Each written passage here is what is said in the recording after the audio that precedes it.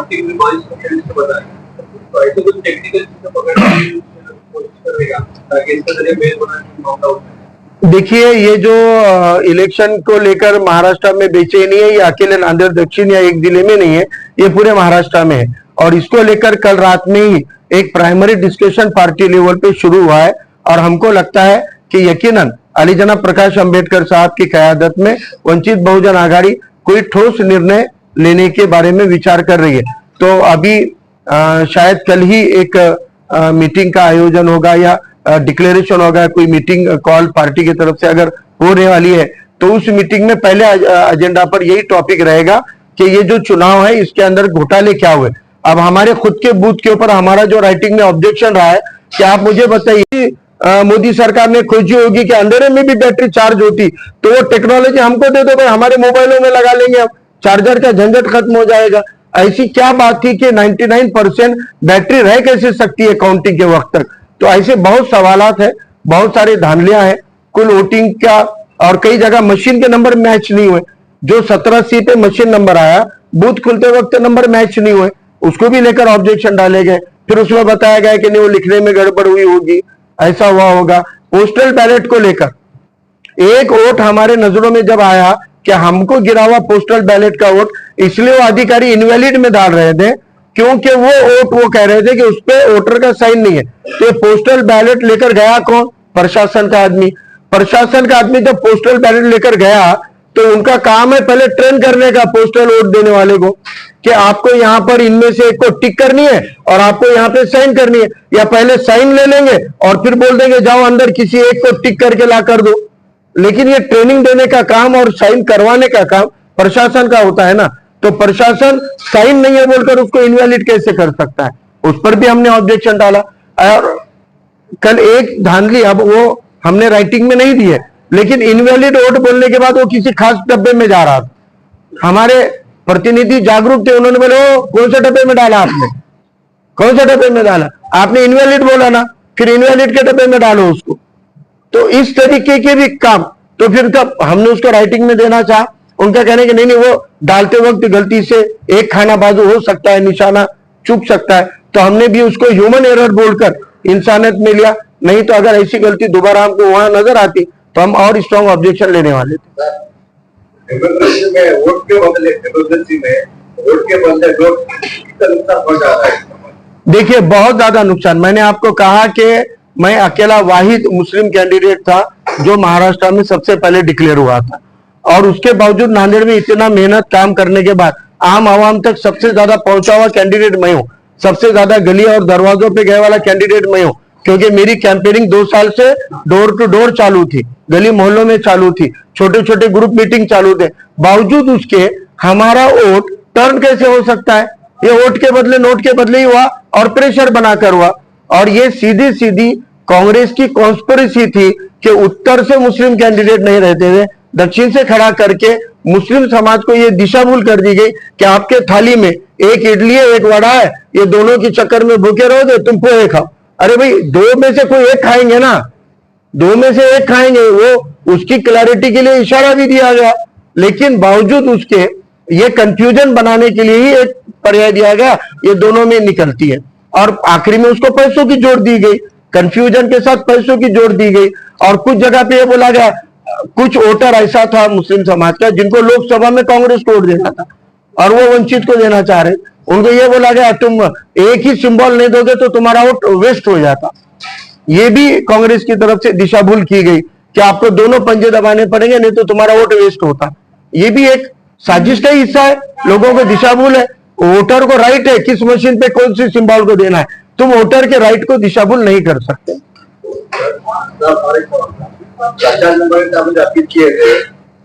लोगों ने पार्टी के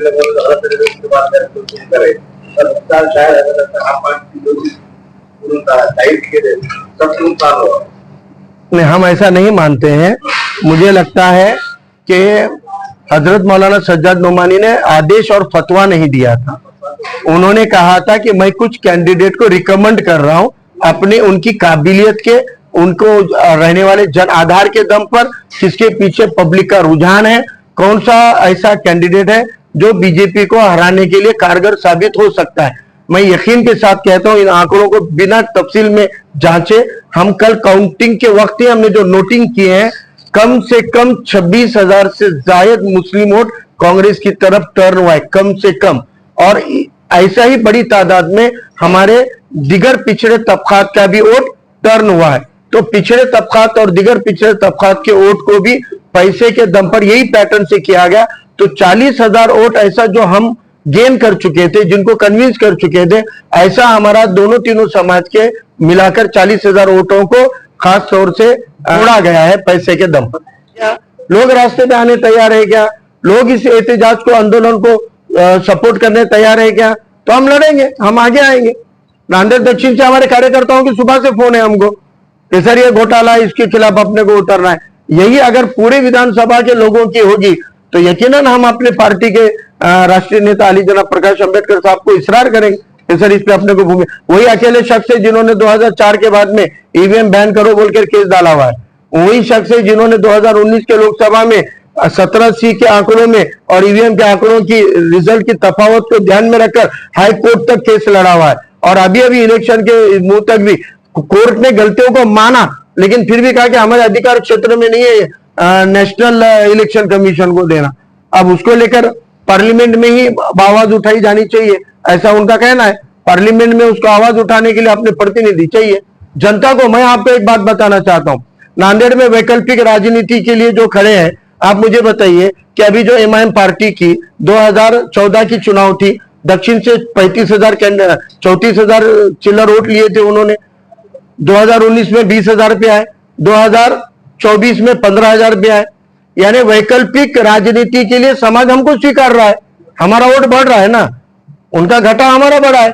तो हमको इस बात का समाधान है कि लोगों को हमसे उम्मीद है कि हम ही नई राजनीति, हम ही साफ सुथरी राजनीति, हम ही उसूल परस्त राजनीति कर सकते हैं। और मैं हारने के बावजूद कह रहा हूं, मैं और मेरी पार्टी, मेरे साथी उसूल परस्त राजनीति के आज भी हिमायती हैं। आज भी हम उसी तरीके की राजनीति उसूलों की करेंगे और इंशाल्लाह आने वाले मनपा में 5 साल रुकने की जरूरत नहीं है। अब मेरा इलेक्शन कब होगा, मैं लड़ूंगा नहीं लड़ूंगा, आगे का आगे देखेंगे। आज जो लोग हमारे साथ में मेहनतें की है, इनको ग्राम पंचायत से जिला परिषद से लेकर मनपा तक चुना के लाने के लिए हम उतनी मेहनत, उतनी ताकत, उतना ही पैसा लगाएंगे जितना खुद के इलेक्शन के लिए लगाए।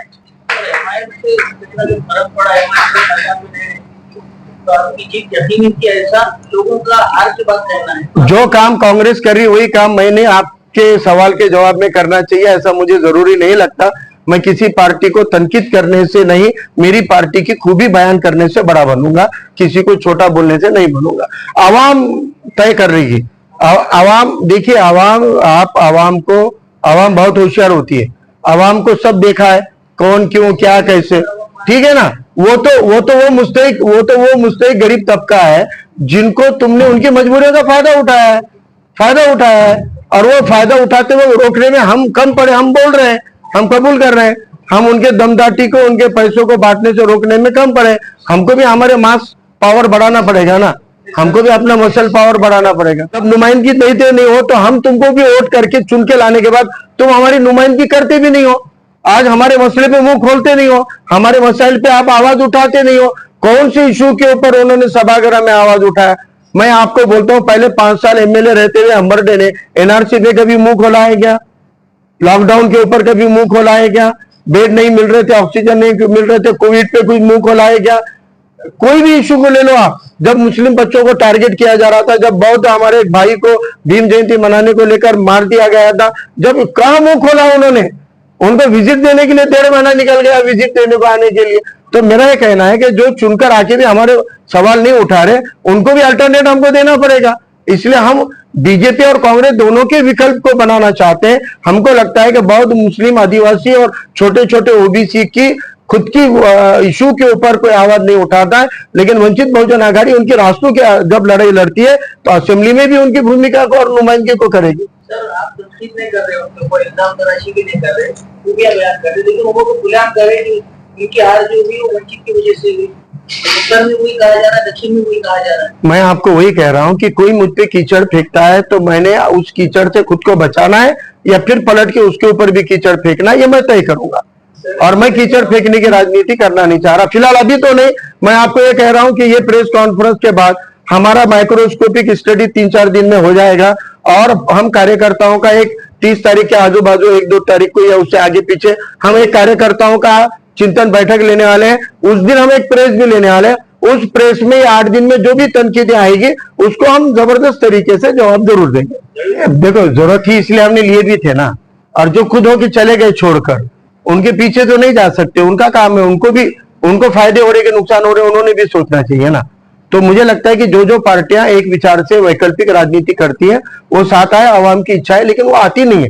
हर पार्टी का अपना धोरण है, हर पार्टी का अपना स्टाइल है, तो उसके ऊपर किसी और पार्टी पे एक पार्टी दूसरे पार्टी पे दबाव नहीं डाल सकती कि तुमको साथ आना चाहिए।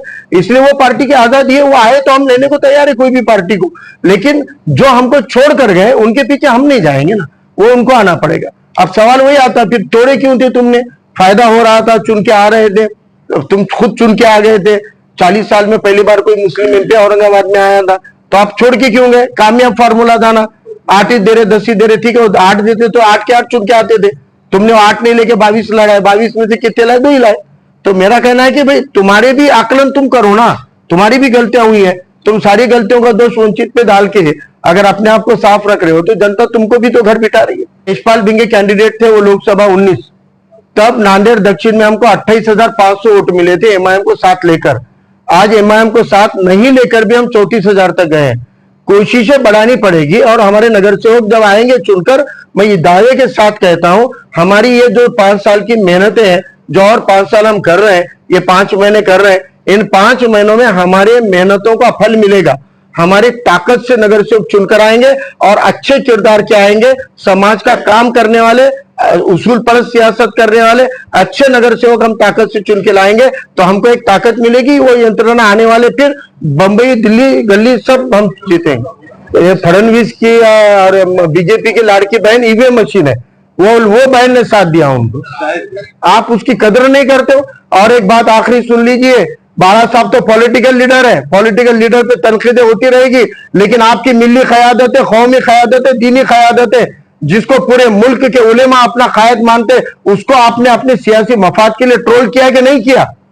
जब उनकी ट्रोलिंग हो सकती है, जब उनपे तनकीदें हो सकती है, तो पॉलिटिकल लीडरशिप पे तो होगी ना। तो मुझे लगता है कि इन चीजों से हमको डर खौफ से बाहर आना पड़ेगा। मुझ पे ट्रोलिंग होगी, इस डर से अगर कोई अच्छा सिस्टम लाना चाह रहा होगा तो डर को निकाले बगैर वो अच्छा सिस्टम नहीं आएगा। ट्रोलिंग होती है तो होने दो, मैं ट्रोलिंग को फाटे पे मारता हूं, मैं इन हमलों को पलटा के लगा सकता हूं, ये बोलकर मैदान में आना पड़ेगा। जैसे हम आए, हम इलेक्शन लड़ रहे हैं, हम झूठे सच्चे आरोपों को भी झेल रहे हैं, मगर हमारा मकसद उनके मुंह को लगकर, देखिए गटर में बैठा हुआ जानवर तुमसे अगर कुश्ती करना चाह रहा है तो आपको उसके खिलाफ कुश्ती करने के लिए गटर में जाना पड़ेगा। हमको गटर में उतर के कुश्ती नहीं लड़नी, हमको गटर को साफ करना है। वो गटर में उतर के नहीं, गटर के बाहर से सिस्टम बना के हो सकता है। तो हम वो साफ सुथरी उसूल परस्त सियासत के आज भी हिमायती हैं। सबसे पहले हम नांदेड़ दक्षिण के सभी बहादुर आवाम का तहे दिल से शुक्रिया अदा करते हैं, सभी भाई बहनों का, बड़े बुजुर्गों का, नौजवान साथियों का, जिन्होंने कैसी तादाद में हमको वोट किया है। दूसरी बात है, जिन जिन पार्टी, संगठन और इदारों ने हमको तायद की है, समर्थन दिया है, साथ दिया है, उनका भी हम तहे दिल से शुक्रिया अदा करते हैं। और जो पदाधिकारी कार्यकर्ताओं ने हमारे लिए मेहनतें की है, कई लोग ऐसे हैं जो बाहर गांव से आकर काम किए, कई लोग ऐसे हैं जो सियासी नहीं है, कई आम आवाम है, कई उलेमा इकराम है, कई इमाम मस्जिद है, कई डॉक्टर्स है, कई इंजीनियर्स है, कई एडवोकेट्स है, हर प्रोफेशन के टीचर्स है। वो लोगों ने खुद होकर हमारे लिए कैंपेनिंग की, लोगों को मिले, रिश्तेदारों को मिले, उनको हमारे लिए हक में वोट करने की तायद की और हमारे लिए वोट मांगे। उन तमाम लोगों का तहे दिल से शुक्रिया अदा करते हैं। आधे अधूरी सुविधा के साथ भूखे पैसे रहते हुए भी जो नौजवानों ने, कार्यकर्ताओं ने, साथियों ने मेहनतें की है, हमारी माँ बहनों ने मेहनतें की है, हमारी ताई मंडली ने मेहनतें की है, उन सभी का भी हम सैल्यूट करते हैं कि इतने कम सुविधा में ऐसा माहौल था, प्रेशर था, लालच थी, बावजूद उसके बड़ी दिलेरी के साथ में हमारे कार्यकर्ता भिड़े, मैदान में उतरे, काम किए, इसलिए उन तमाम का शुक्रिया अदा करते हैं। हम एहतजाज को, हम इलेक्शन को एक एहतजाज के तौर पे हमने लड़ा है, एक आंदोलन के तौर पे लड़ा है। इलेक्शन खत्म हुआ लेकिन हमारा आंदोलन जारी है, इसलिए आने वाले वक्त में भी हम आवाम के ये सारी चीजों को मसले मसाइल के लिए रास्तों पे उतर कर लड़ने के लिए हम तैयार हैं। मैं 34,000 लोगों का आमदार हूँ, मैं उन लोगों के लिए भी काम करूंगा जिन्होंने मुझे वोट नहीं दिया, मैं उन लोगों के लिए भी काम करूंगा जिन्होंने मेरी मुखालिफत की, मेरा विरोध किया। और हमारे पार्टी का सबसे बड़ा बेस बौद्ध समाज, मुस्लिम समाज, दिगर पिछड़ा समाज और आदिवासी समाज है। हम इस इलेक्शन में अपने वोट कायम रखने में कामयाब हुए और हमारे वोटों में इजाफा हुआ है। हमको लगता है कि नांदेड़ की आवाम को एक वैकल्पिक राजनीति की उम्मीद हमसे है, इसलिए हमारे वोट बढ़े हैं। कई हमारे वोटों के बढ़त हमको ये बताती है कि हम एक सकारात्मक पॉजिटिव उसूल पर सियासत नांदेड़ में कायम कर सकते हैं जो आने वाले वक्त में होगी। और एक मुद्दा है कि हम इस इलेक्शन में तकरीबन 40,000 ऐसा वोट हमारा जो मुस्लिम और बुद्धिस्ट का था और 10 से 12,000 वोट ऐसा जो नॉन मुस्लिम नॉन बुद्धिस्ट का था, जो हमको मिलना चाहिए था, जो हमने कमाया था। लेकिन आखिरी के 3 दिनों में पैसों की जो बाढ़ आई, पैसे जो बांटे गए, दंडेलशाही जो की गई, दमदाटी जो की गई, मसल पावर जो दिखाया गया, इसकी चक्कर में हमारा वोट हम तक घर से निकालकर वोट कराने में हमारी यंत्रणा कम पड़ गई। इसकी वजह यह है कि 2017 के इलेक्शन के बाद 22 में काउंसिल बर्खास्त होने के बावजूद मनपा और जिला परिषद पंचायत समिति चुनाव नहीं हुए। वो नहीं होने से हमारे नगर सेवक, जिला परिषद मेंबर, पंचायत समिति, ग्राम पंचायत के मेंबर नहीं है।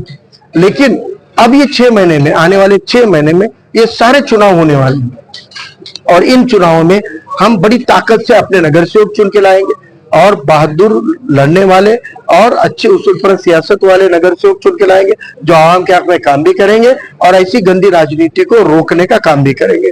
और अभी जो बीजेपी की सरकार बनी है, ये राक्षसी बहुमत की सरकार जिसको कहते हैं, पार्श्वी बहुमत, या इसको जानवरों का जैसा बहुमत इनको मिला है।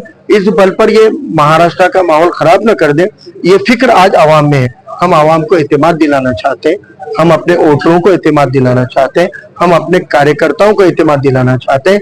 आपके बाल को भी धक्का नहीं लगेगा क्योंकि वंचित बहुजन आघाड़ी के कार्यकर्ता रास्तों पे उतर के लड़ने के लिए सक्षम है। आपकी लड़ाई हम भले असेंबली में ना पहुंचो, लेकिन हम रास्तों पे उतर कर इंशाल्लाह आवाम की लड़ाई को लड़ेंगे। कांग्रेस को बहुत जगह नुकसान हुआ है। कांग्रेस की वजह से वंचित को नुकसान हुआ वो नहीं दिख रहा है आपको? हाँ, यहाँ पर एक मिली कयादत के तौर पर आपकी उत्तर में भूमिका अलग हो जाती है और दक्षिण में आने के बाद भूमिका अलग हो जाती है। आपका दोगलापन है, आप ना तो पार्टी के वफादार हो, ना मिल्लत के वफादार हो, ना कौम के वफादार हो। आरोप करना सिर्फ आपको जमता है, बाकी आप किसी के वफादार नहीं हो। आपके अंदर बेईमानी ठूस ठूस के भरी हुई है। ये आरोप एक सरासर बेईमानी है। हर पार्टी इलेक्शन लड़ती है, हर पार्टी को अपना इलेक्शन लड़ना है, लेकिन जब आप एक जगह पे एक भूमिका लेकर उत्तर में उम्मीदवार नहीं देते हो या उत्तर में दूसरों को उम्मीदवार नहीं देने देते हो, तब आपकी भूमिका बदल जाती है। जब आपको हजरत मौलाना सज्जाद नोमानी साहब उत्तर में तायद देते हैं तो उसके मायने अलग हो जाते हैं और दक्षिण में नहीं देते हैं तो फिर आपकी पार्टी हमारे ही मुस्लिम भाइयों को बिठाकर बोलने लगाती है कि नहीं उसका कोई असर मत होने दो। आपकी पार्टी और डबल ताकत से पैसे बांटती है। आपकी पार्टी के मुस्लिम लीडरों को हमारे वोटों को तोड़ने के लिए इस्तेमाल करते हैं। तो कांग्रेस ने नहीं हराया क्या? हमारा तो सबसे ज्यादा नुकसान इस इलेक्शन में कांग्रेस ने ही किया है। महायुति की गुड गवर्नेंस है या इंडियन मशीन का घोटाला है या फिर पैसों को बंटवारा है या विभाजन है, किस तरह की सारी चीजें हैं। देखो, बीजेपी ने तो ईवीएम का हो गया, इलेक्शन का हो गया, कोई ना कोई तो घोटाला है।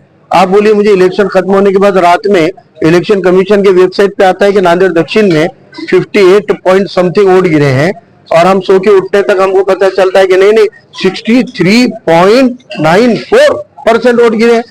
6, 7, 8, 10% वोट। ठीक है, इक्का दुक्का ईवीएम लेट आती है, इक्का दुक्का बूथ है जो 8 बजे के बाद तक चलते हैं। इक्का दुक्का बूथ से ओवरऑल इलेक्शन के 7 to 10% का इजाफा थोड़ी होता है। कुछ तो है, कुछ तो गड़बड़ है और ये गड़बड़ को आवाम बर्दाश्त कर रही होगी तो कोई इलाज नहीं है। इस गड़बड़ के खिलाफ आवाम को रोष में आना पड़ेगा। सियासी पार्टियां नुमाइंदगी कर सकती है, एहतजाज छेड़ सकती है, लेकिन छेड़े हुए एहतजाज में शमूलियत आवाम के नहीं होगी तो इसका असर सरकारों पे नहीं होता। इस इलेक्शन के बाद आपका क्या प्रोग्राम है? पार्टी का प्रोग्राम अब हमने कहा कि आज इलेक्शन, कल नतीजा है, आज हम शुरू हो गए। हमने कल रात में ही हमारी जो आत्मचिंतन बैठक है वो कल ही ले लिया हमने। कल ही हमने प्रमुख वजह भी ढूंढ लिए और आज से हम काम को भी लग गए। जो प्रभागों में हमको मुस्तकबिल में अच्छे ताकतवर लीडरों को चुन के लाना है। उन प्रभागों के बांधने का काम आज हमने शुरू कर दिया। सुबह दोपहर में हमारी एक नियोजन मीटिंग हुई, आज शाम में हमारा आगे के राय अमलावरी के लिए आज आपकी प्रेस के बाद और एक मीटिंग होने वाली।